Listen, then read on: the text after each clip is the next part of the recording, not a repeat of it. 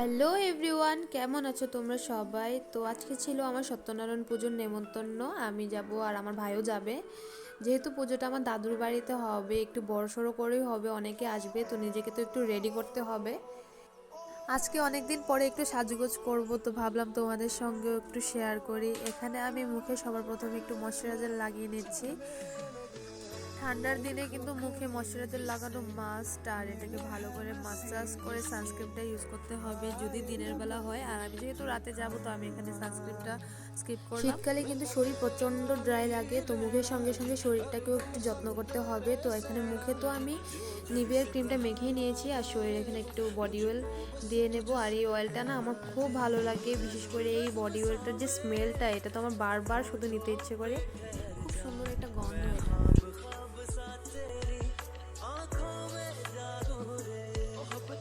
এই বক্সগুলোতে আমি আমার সমস্ত সাজানো গুজনের জিনিস সব গুছিয়ে রাখি। আর এই বাটি দুটোতেও কিন্তু ছিল আমার লিপস্টিক আর ক্লিপ। ময়শ্চারাইজার দেওয়ার পরে আমি অফ ক্যামেরাতে প্রাইমার দিয়ে নিয়েছিলাম, আমি শ্যুট করতে ভুলে গেছি।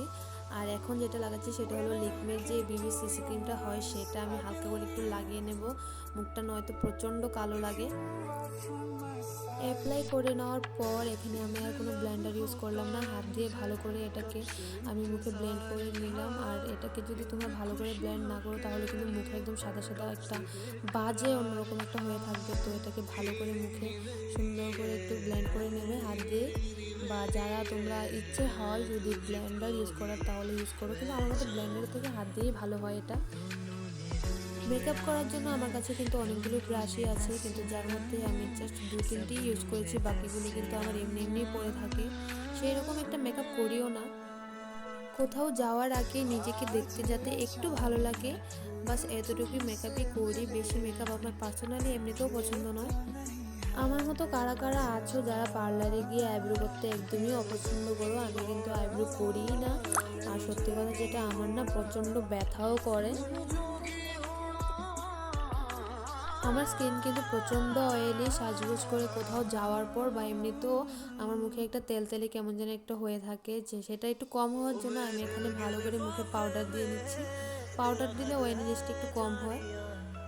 মুখে আর যাই করো না কেন, ব্লেন্ডটা কিন্তু সবসময় ভালো করেই করতে হবে। আর যেহেতু আমি যাব পুজোতে, সেই রকম বেশি কিছু সাজবো না, হালকা হালকা একটু সাজবো। ব্লেন্ডিং করা অলমোস্ট আমার ডান। এখন আমি একটু চোখের মেকআপটা করে নেব। আর এটা হলো আমার আইশ্যাডো বক্স, যেটা না আমার খুবই প্রিয় একটা জিনিস। এটা আমি খুব যত্নে রাখি। যেহেতু আমার ড্রেসটা একদমই হোয়াইট ছিল, তো আমি ভাবলাম চোখে কালো কিছু একটা করবো, তো স্মোকি আইটা একটু ট্রাই করছিলাম। এখানে ব্রাউন কালারটা দিয়ে আমি হালকাভাবে জাস্ট একটু ব্লেন্ড করে নিচ্ছিলাম। তেমন একটা দেবো না, কারণ পুজোতে যাবো, ওভার কোনো কিছুই করতে চাই না। ব্রাউন কালারের পরে আমি এখানে চোখের আইলিডে একটু ব্ল্যাক আইশ্যাডোটা অ্যাপ্লাই করে নেব, আর এটাকে ভালো করে নেব ব্লেন্ড। এটা হলো আমার আরেকটা ফেভারিট পার্ট, যেটা হলো ব্লাশিং করা। আর এখানে আমি pink colour blush with highlighter এটা একটু গালে ইউজ করে নেব, একদম হালকাভাবে। যেহেতু আমার অয়েলি স্কিন, একটু পর থেকে আমার গাল না এমনিতেই চিকচিক করবে।